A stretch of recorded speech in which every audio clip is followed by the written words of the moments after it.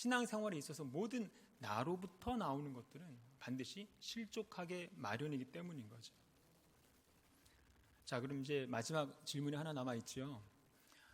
사사기 11장을 정직하게 읽었다면 피할 수 없는 질문이 하나 남아있는데, 그게 뭐냐면 지난 시간에 예고해 드렸듯이 입다가 히브리서 11장에 믿음의 영웅들의 목록에 들어가게 된 사실은 어떻게 봐야 되는가, 이 질문입니다. 우리가 지금까지 살펴봤듯이 입다는 신앙적으로 이렇게 완성된 인물도 아니고 윤리적으로 모범적인 인물도 아니고 게다가 하나님을 온전히 신뢰한 인물도 아니라는 거예요. 그런데도 히브리서 저자는 입다를 믿음의 계보 안에 넣고 있다는 거죠. 일단 우리가 먼저 알아야 될 것은 뭐냐면 히브리서 11장은 평가서가 아니라 증언록이라는 겁니다. 증언록. 다시 말해서 히브리서 11장은 신앙 인물들의 인격을 평가해서 A+ 성도를 뽑는 장이 아니라는 거예요. 히브리서 11장에 그 반복해서 강조하고 있는 것은 하나입니다. 바로 믿음으로 무엇을 하였다라는 거예요. 여기서 말하는 믿음은 도덕적인 완성도를 의미하는 게 아니라 하나님을 향해서 실제로 움직인 방향 전환을 의미하는 겁니다. 그래서 히브리서 11장의 인물들을 가만히 보면 어떤 뚜렷한 공통점들이 있는데 그게 뭘까요? 아브라함의 경우는 믿음으로 갈 바를 알지 못하고 나아갔지만 아내를 팔았죠. 그리고 야곱은 믿음으로 자손들을 축복을 했지만 일생을 속임수로 살았던 사람이었죠. 그리고 삼손은 마지막까지 믿음을 붙들었지만 인생 자체가 엉망진창이었던 사람이잖아요. 그리고 다윗은 전무후무한 믿음의 왕이었지만 10계명 중에서 3개 이상의 죄를 범한 사람입니다.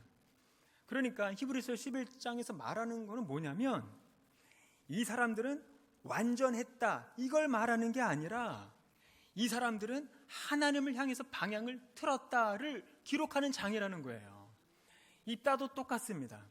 하나님을 완벽히 신뢰하지는 않았지만 그렇다고 또 다른 이방신에게 무릎 꿇지도 않았죠.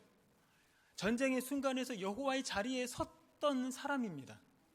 그렇기 때문에 히브리서 저자는 그 방향성을 믿음이라고 부른다는 거예요. 그래서 그 사람들의 결과를 보지 않고 붙들린 상태를 보는 거예요. 믿음은. 사사 입다가 이끌었던 나라는 물론 비극으로 끝을 맺었지만 성경은 그 비극을 다시 해석하지 않습니다.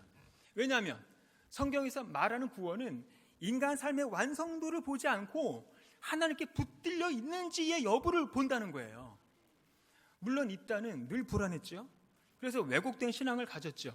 공로주의적인 신앙까지 가진 인물인 것은 사실이지만 중요한 것은 하나님께서는 그런 불완전한 사람을 통해서도 이스라엘을 구원하셨다는 사실이 중요한 거죠. 히브리서 11장은 바로 이 사실을 말해주는 거예요. 그래서 믿음이라는 건 뭐냐면 내가 얼마나 완벽하게 하나님을 붙들었는가를 보는 게 아니라 하나님이 얼마나 불완전한 나를 붙드시는가, 이게 믿음이라는 걸 보여주는 거예요. 그래서 히브리서 11장의 인물들은 뭘 상징하는 거냐면 신앙의 모범 답안을 보여주는 게 아니라 은혜가 아니면 설 수 없는 그런 사람들을 보여주는 거예요. 증언록. 그게 믿음의 증언록이죠. 그렇기 때문에 오늘 본문은 이렇게 마무리를 할 수가 있겠습니다. 우리는 입다보다 나을 수도 있고 못할 수도 있습니다. 하지만 구원은 거기에 있지 않다는 거예요. 구원의 기준은 불완전한 이 나라는 인간에게 있는 게 아니라 누가 우리를 끝까지 붙들고 계시는가에 있는 겁니다. 입다 같은 영웅이 실패를 했기 때문에 구원은 더 선명하게 복음을 가리키고 있는 거고요. 그 어느 누구도 복음이 없이는 살 수 없다는 진리를 깨닫게 해주고 있는 거예요. 그 하나님의 붙드심을 끝까지 신뢰하고 바라보는 저와 여러분이 되시길 바랍니다. 기도하겠습니다.